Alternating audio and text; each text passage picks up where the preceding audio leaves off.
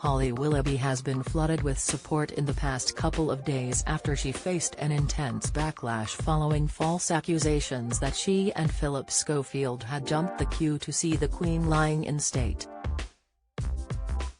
The This Morning duo have faced a public petition calling for them to be sacked as presenters of This Morning and have been trolled mercilessly since the footage showed them being taken through to Westminster Hall, as thousands waited for hours in the queue outside. Holly and Phil have insisted that they were there for work, and ITV have backed their presenters with a statement confirming the reasons why they were there.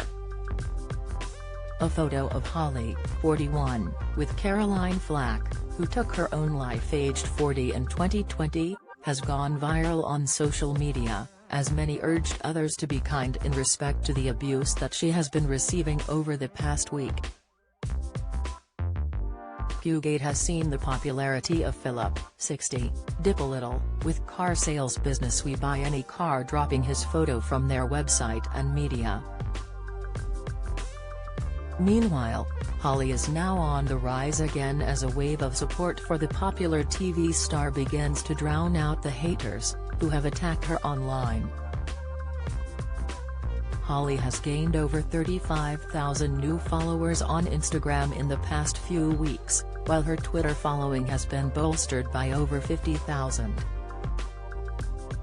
After the furor surrounding the alleged queue jumping, ITV released a statement to try and bring to an end the speculation. The broadcaster wrote, "Hello everyone, we would like to clarify something.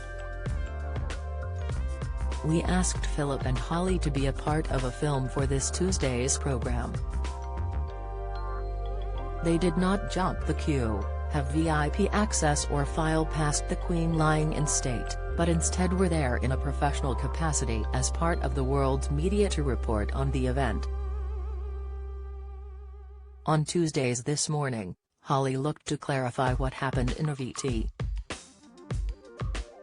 She said, "Like hundreds of accredited broadcasters and journalists, we were given official permission to access the hall.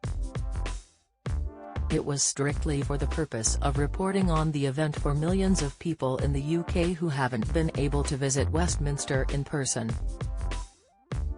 The rules were that we would be quickly escorted around the edges to a platform at the back.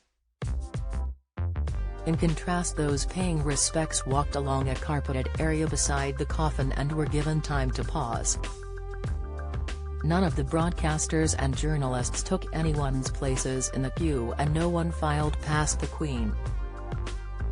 We of course respected those rules, however we realize that it may have looked like something else and therefore we totally understand the reaction.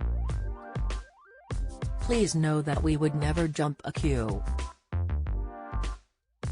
Do you have a story to sell? Get in touch with us at webcelebs@mirror.co.uk or call us direct 0207 29 33 033.